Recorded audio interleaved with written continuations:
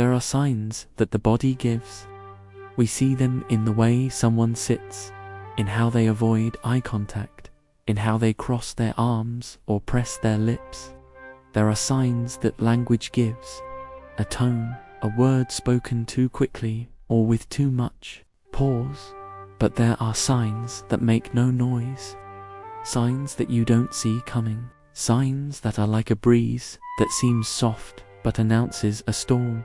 And there is one, just one, that according to the moral and transcendental philosophy of Immanuel Kant is the most dangerous of all, not because it screams, not because it threatens, but because it disguises itself, because it hides in virtue, because it looks like self-control, because it looks like serenity, but deep down, it is the antechamber of destruction. Do you want to know what it is? Then listen carefully.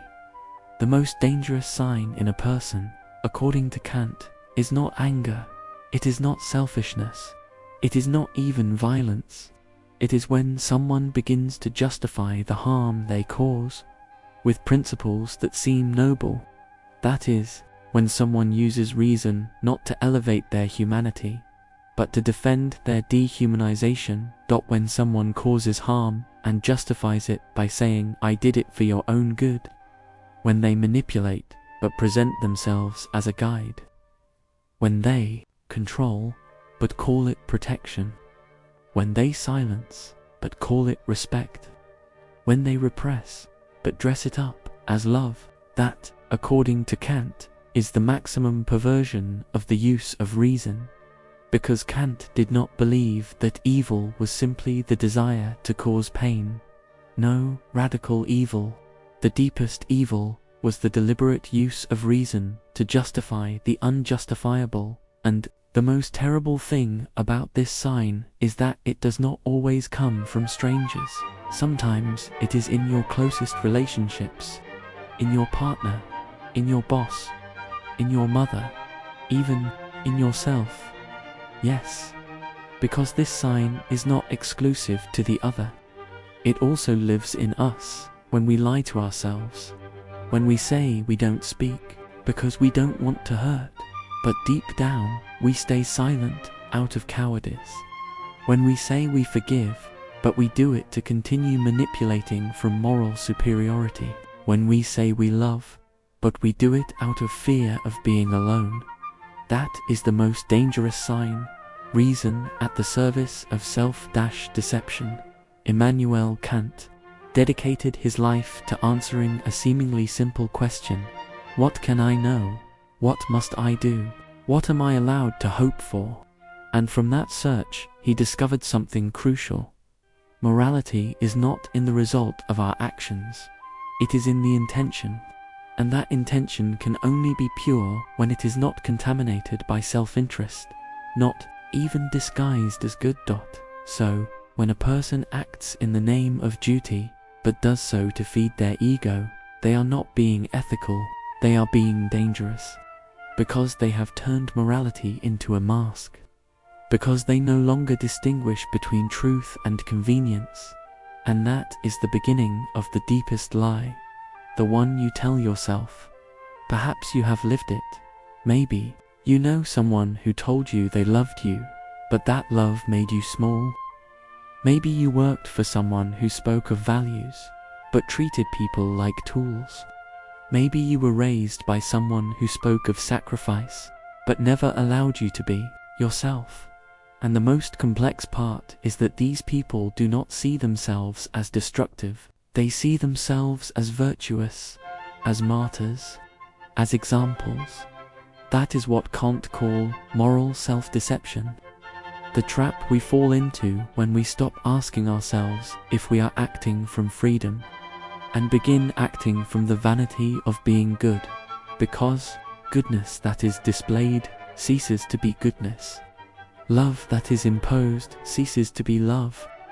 Help that humiliates ceases to be help, and duty that becomes dogma ceases to be virtue. So, how do you detect this sign? How do you recognize it before it traps us? Look beyond the words, Observe the effects. A truly virtuous person does not need to constantly remind you of their virtue. They do not need to convince you. Their coherence speaks. Their respect for your freedom speaks. Their humility in recognizing their limits speaks. But a person who makes you feel you owe them something for their goodness is buying you. A person who controls you in the name of love is using you. A person who demands eternal gratitude for their sacrifices is chaining you, and sometimes that person is you. And that is where Kant's philosophy becomes more necessary than ever, because it forces us to look at ourselves without masks. It forces us to ask, am I acting from duty or from fear of losing control? Am I telling the truth, or only what is convenient for it to seem true? Am I loving or negotiating affection in exchange for submission? Kant did not write to please you. He wrote to wake you up, so that you become a free being, not free to do whatever you want, but free to act out of respect for humanity, beginning with yourself. And that freedom is only born when you have the courage to see this sign, to accept it, to stop it.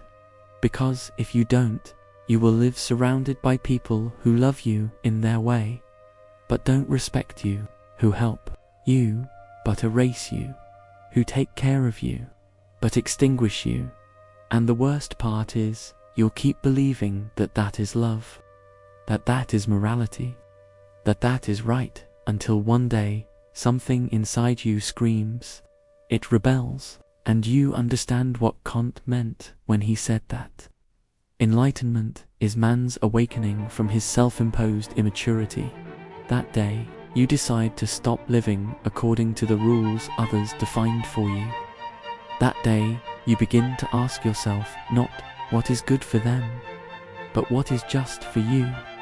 That day, you make yourself free. So if today you recognize this sign in someone, do not ignore it, do not justify it, do not disguise it.